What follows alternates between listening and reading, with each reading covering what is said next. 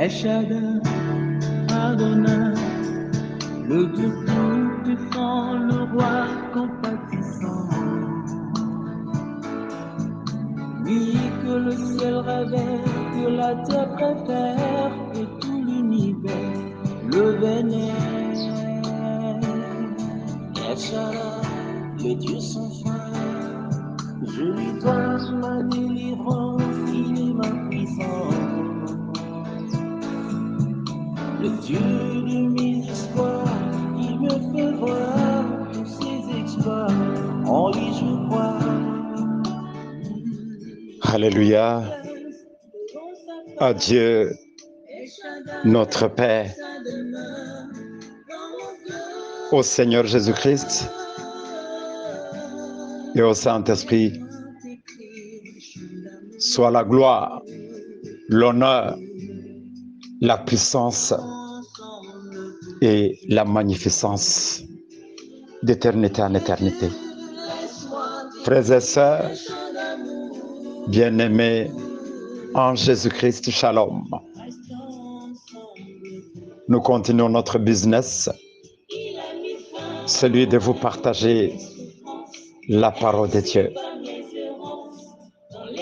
Et ce matin, je nous propose de lire deux livres, le premier dans l'Ancien Testament et le second dans les épîtres pauliniennes, Proverbes 11, 25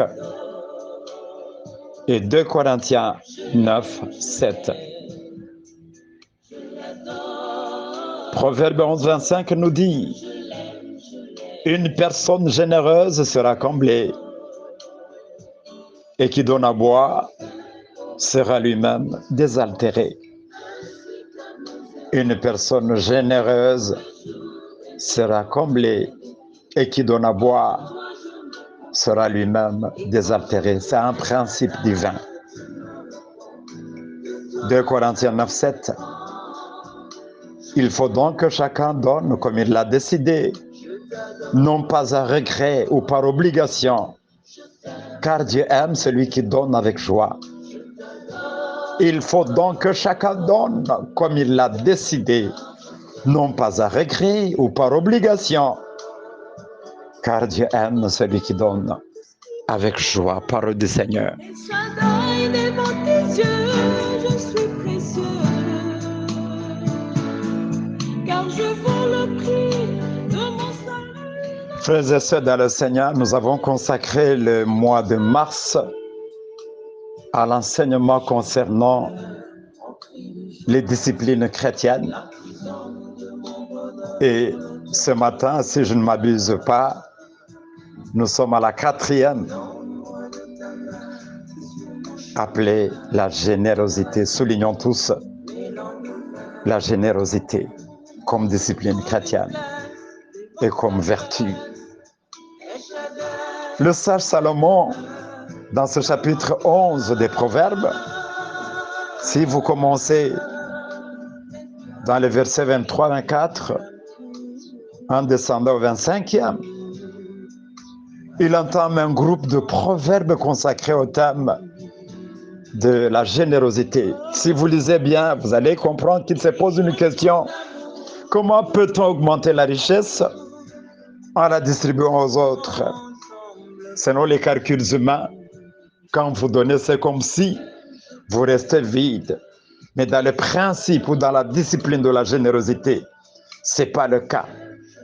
C'est un paradoxe qui peut bien s'expliquer si nous nous rappelons que le Seigneur est notre source de richesse. C'est bien celui qui nous dispense tout. Voilà pourquoi le sage Salomon développe l'idée de partager nos moyens avec autrui et condamne deux choses, l'avarice et l'égoïsme. Bien-aimés frères et sœurs, le monde d'aujourd'hui, au lieu d'être caractérisé par la générosité que Dieu demande à chaque chrétien, mais il est caractérisé par l'avarice et l'égoïsme. À son époque,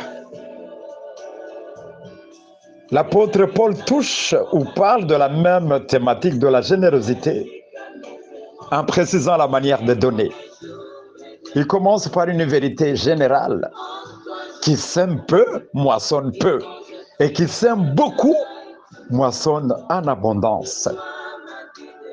Si tous les chrétiens du monde écoutaient cette vérité, ce principe de Dieu, qui sème peu, moissonne peu. Et qui sème beaucoup, moissonne en abondance. Ce sont des paroles qui rappellent ce que Salomon disait à son temps. Des paroles qui permettent l'apôtre Paul de s'adresser à chaque chrétien corinthien individuellement en ces termes. Premièrement, le don se fera sans tristesse ni contrainte. Celui qui veut donner doit donner sans tristesse ni contrainte. Et deux, Dieu aime celui qui donne avec joie. Et trois, il n'y a aucune bénédiction pour quiconque donne à contre-cœur. Et quatre, Dieu fait moissonner avec bénédiction celui qui donne avec joie pour son œuvre. Et cinq, le Seigneur est capable de donner à une telle personne tout ce dont elle a besoin pour faire face à toutes sortes de situations. Avec ces brèves explications, nous allons comprendre que la générosité est une discipline chrétienne non imposée.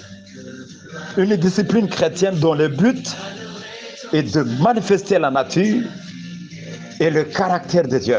Frères et sœurs dans le Seigneur, Dieu est notre modèle par excellence de la générosité. Pourquoi? Jean 3,16 nous dit, il a tant aimé le monde qu'il a donné son Fils unique, afin que quiconque croit à lui ne périsse point, mais qu'il ait la vie éternelle. Dieu ne s'est pas dit comme toi ou comme moi, si j'avais deux fils, j'en donnerais un. Mais il a dit, parce que j'aime, je vais donner mon unique fils. Je ne sais pas si nous comprenons. Dieu ne s'est pas dit comme toi et moi, si j'avais deux fils, j'en donnerais un. Mais il a dit, parce que j'aime, je vais donner mon unique fils. Et de cela, je ressors un principe. Le généreux ne donne pas car il peut donner, mais il donne parce qu'il est généreux. C'est un peu philosophique. Le généreux ne donne pas car il peut donner, mais il donne parce qu'il est généreux. Alléluia. C'est pour autant dire que la discipline de la générosité chrétienne est la disposition de cœur qui conduit à donner ou à se donner, qui conduit à exprimer une largesse de cœur et qui est librement consentie par les soucis ou pour les soucis de l'autre. Frères et sœurs, un acte est dit généreux si au-delà de tout calcul, il privilégie l'autre. Ceci veut bien dire que la générosité, pour exister, doit exprimer une liberté, ou si vous voulez, la libéralité. La générosité, pour subsister, elle doit être orientée vers l'autre. Et comme je l'ai dit si haut, elle requiert une dimension de gratuité. Elle est souvent une expression de l'amour. Si quelqu'un peut être généreux sans aimer par refus de l'injustice ou par émotion, cette générosité est humaine et non une discipline chrétienne. Frères et sœurs, la générosité se manifeste par le geste de don envers un autre ou un tiers et peut prendre différentes formes. Les dons du temps, les dons de l'argent, les dons d'un objet, etc. Elle se manifeste par la bienveillance, par la clémence, l'indulgence, la magnanimité, la grandeur d'âme. Alléluia.